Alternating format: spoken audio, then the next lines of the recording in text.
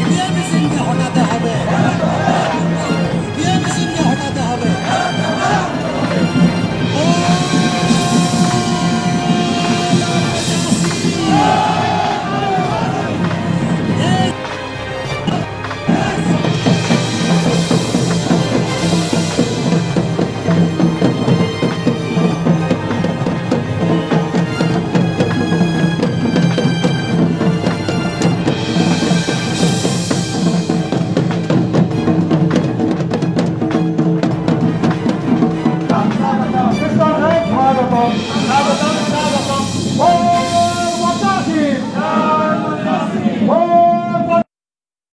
देते हैं तो ईवीएम को माता बनाने के लिए क्या दिक्कत है?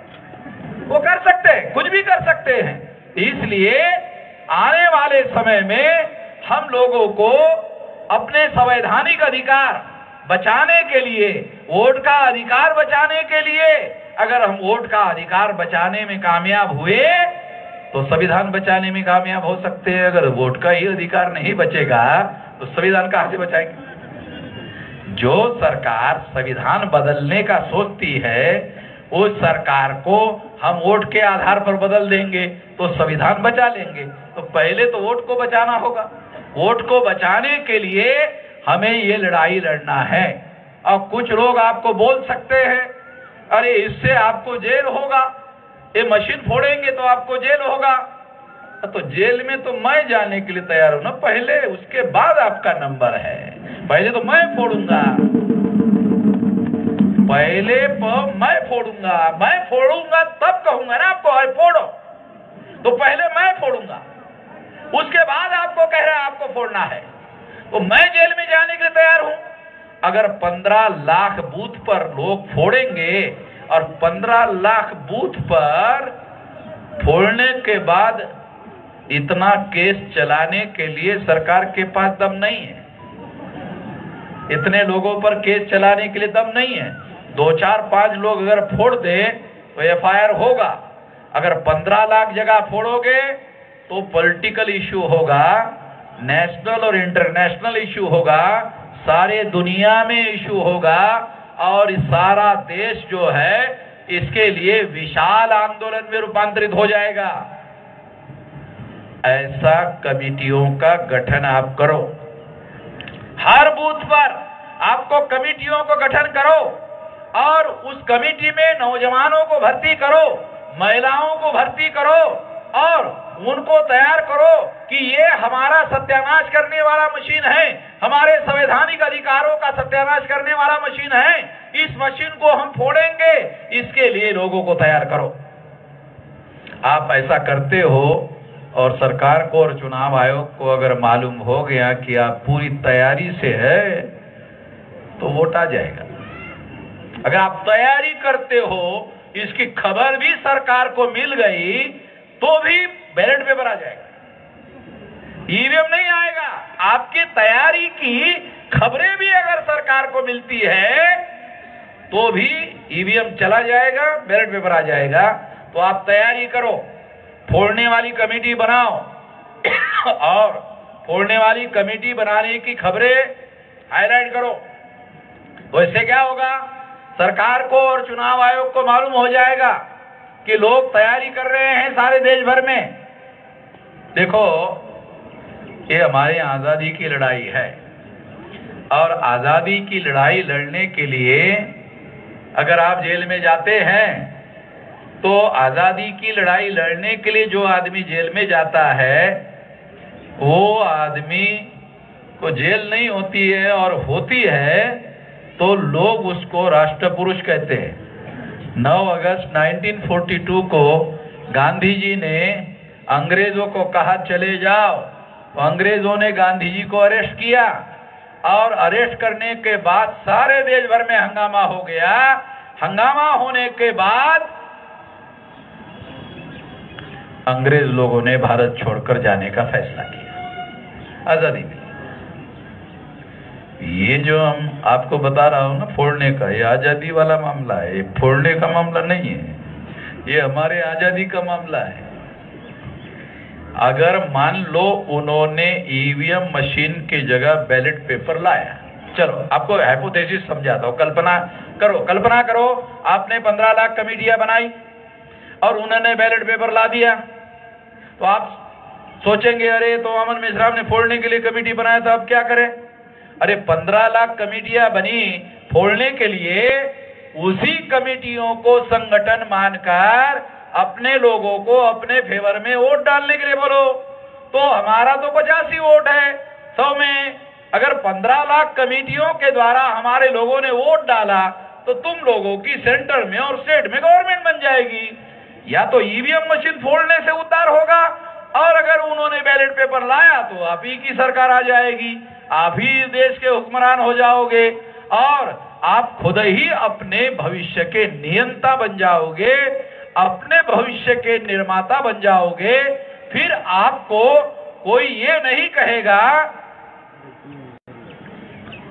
5 किलो अनाज ले जाओ, साला भिखारी मान गया है। मोदी को बोलने का हमारी सत्ता आने दे, अबे तेरे घर में 25 किलो पहुंचाते हैं। पहले तेरा घर बता दे कहां, एड्रेस कहां है। तो 5 किलो में हम लोगों को भिखारी बना रखा है कि 5 किलो ले जा, और इस तरह से प्रोपेगेंडा टीवी पे करता है जैसे हम कोई सारे भिखारी है, भिखारी मान करके प्रोपेगेंडा कर रहा है 5 किलो में।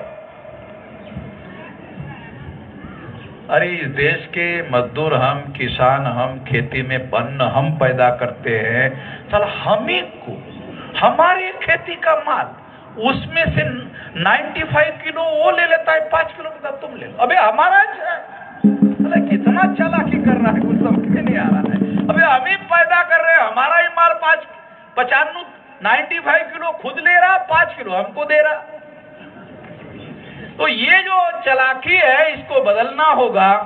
इसको बदलने के लिए हम लोगों को संगठित शक्ति का निर्माण करना होगा।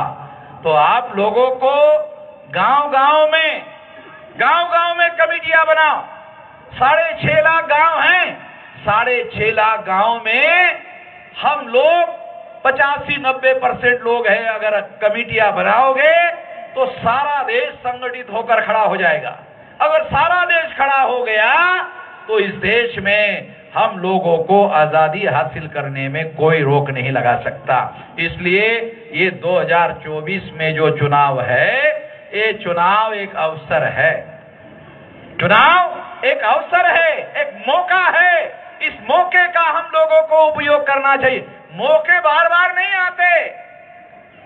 लोकसभा का चुनाव तो 5 साल में एक ही बार न होगा, और बंगाल की विधानसभा का भी चुनाव 5 साल में एक ही बार होगा। तो 5 साल में एक ही बार ना वो अवसर आता है, बार बार थोड़ी आता है, डेली थोड़ी अवसर आता है, 5 साल एक बार आता है। ये आया हुआ है, ये अवसर आया हुआ है। इस अवसर को नहीं गंवाने का दोबारा याद दिलाता हूं। अपने अपने इलाके में कमेटियां बनाओ, और कमेटी में लोग, नौजवानों को, महिलाओं को भर्ती करो और उनको कहो ईवीएम फोड़ना है, फोड़ने से एफआईआर होगा, जेल में जाने के लिए तैयार हो जाओ। जेल में जाने से, क्योंकि ये राजनीतिक इशू है, किसी को कोई जेल नहीं होने वाला है। तो गांधी जी अंग्रेजों को कहा था, हो था जेल नहीं, जेल देने वाले भारत छोड़ के चले गए। तो ये जो लोग है, ये जेल देने वाले, ये कहाँ रहने वाले हैं?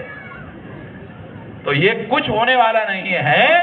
इसलिए ये लड़ाई हम लोगों को संवैधानिक अधिकारों की रक्षा करने के लिए जेल में जा रहे हैं। अगर हम अपने संविधानों की रक्षा, संवैधानिक अधिकारों की रक्षा करने के लिए अगर हम जेल में नहीं जाने के लिए तैयार है, तो फिर हमारे संवैधानिक अधिकारों की सुरक्षा कैसे होगी? फिर हमारे अधिकार कैसे सुरक्षित रहेंगे? नहीं रह सकते। इसलिए ये लड़ाई हमको लड़ना है। अगर आप केवल इस बात का संकल्प कर लोगे, सारे देश भर में कर रहा हूं मैं ये कार्यक्रम, एक जगह नहीं, सारे देश भर में कर रहा हूं, क्योंकि हमारा 32 राज्यों में संगठन है। नॉर्थ ईस्ट रीजन के केवल 4 स्टेट रह गए, नागालैंड, मिजोरम के, मणिपुर, बस इतने ही रह गए। बाकी 32 राज्यों में संगठन है। मैं 18 साल 3-4 महीने की मेरी उम्र थी, अभी मेरी 67 साल हो रहा है।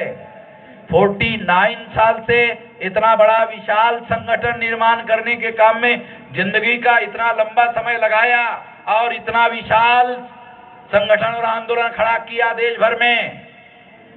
इसलिए इस आंदोलन को, विशाल आंदोलन को हम लोगों ने इतना लंबा समय लगाकर खड़ा किया, इसलिए इसकी सफलता तय है। इसको कोई रोक नहीं लगा सकता। इसलिए आप अपने अपने गांव में जाकर कमेटियां बनाओ और ईवीएम मशीन तोड़ने के लिए तैयारी करो, और जितनी ज्यादा कमेटियां बनेगी उतना उधर चुनाव आयोग में डर पैदा होगा, बैलेट पेपर आ जाएगा। हम ये नहीं कह रहे बगैर चुनाव के सत्ता हमारे हाथ में दे दो, ये नहीं कह रहे, ऐसा नहीं कह रहे, गैर कानूनी बात नहीं कह रहे, गैर संवैधानिक बात नहीं कह रहे।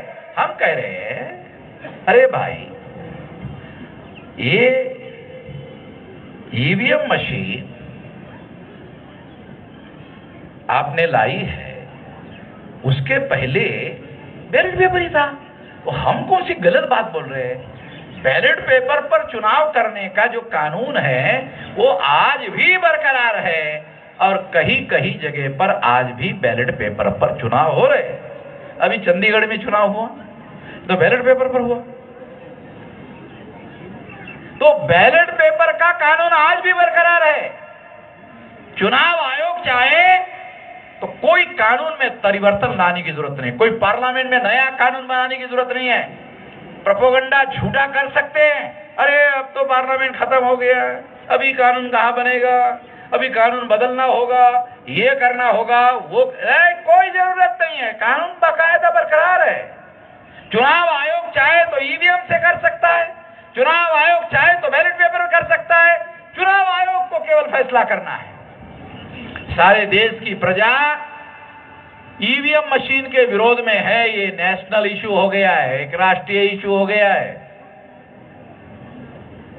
और राष्ट्रीय इशू होने की वजह से किसी ने मुझे बताया, ममता बनर्जी ने भी बोला है। बोला क्या? बोला?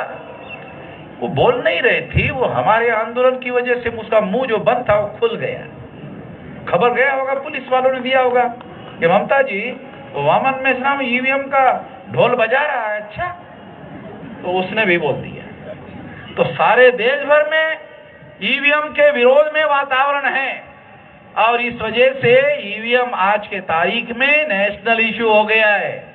तो इसलिए ये संविधान बचाने का अवसर है, इसके लिए वोट का उपयोग और उपयोग करना है। ये ध्यान रख करके आपको ये लड़ाई लड़ना है, और उसके साथ साथ पहले नंबर पर ईवीएम फोड़ने की तैयारी करो।